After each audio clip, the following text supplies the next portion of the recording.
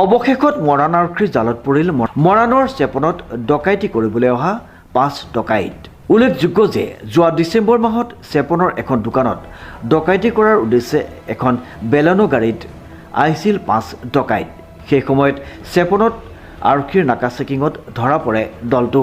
ইয়াৰে এজনক আৰক্ষীয়ে আটক কৰে যদিও 4জন পলাই যাবলৈ সক্ষম হয়। গাড়ীখনৰ পৰা ডকাইতিৰ বাবে অনা সঁজুলি লাঠি আদি উদ্ধাৰ কৰে আৰক্ষীয়ে।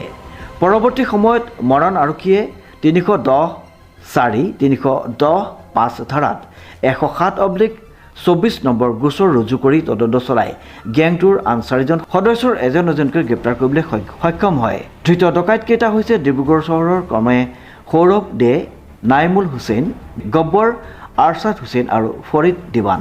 হয়, যোৱা ডিচেম্বৰ মাহৰ চেপনত ডকাইতিৰ উদ্দেশ্যৰে কেইজনমান ব্যক্তি ডকাইতি কৰিবলৈ আহিছিল।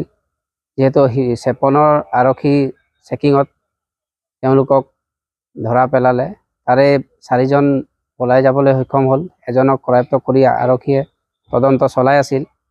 আজি যিকেইজন মূল ডকাইত তেওঁলোকক আজি আৰক্ষীয়ে তদন্ত চলাই তেওঁলোকক আজি গ্ৰেপ্তাৰ কৰি আনিছে আৰু তেওঁলোকক আজি মৰাণ থানাত তেওঁলোকক গ্ৰেপ্তাৰ কৰি আজি জেল হাজতলৈ প্ৰেৰণ কৰিছে। ইতিমধ্যে আমি ভিডিপি তৰফৰ পৰা এইটোৱে অনুৰোধ জনাব বিচাৰিছোঁ যাতে সকলোৱে সজাগ আৰু সচেতন হৈ থাকক গাঁওবাসী, আৰু ভিডিপি সকলোকো আমি সজাগ হৈ থাকিবলৈ অনুৰোধ জনাইছোঁ।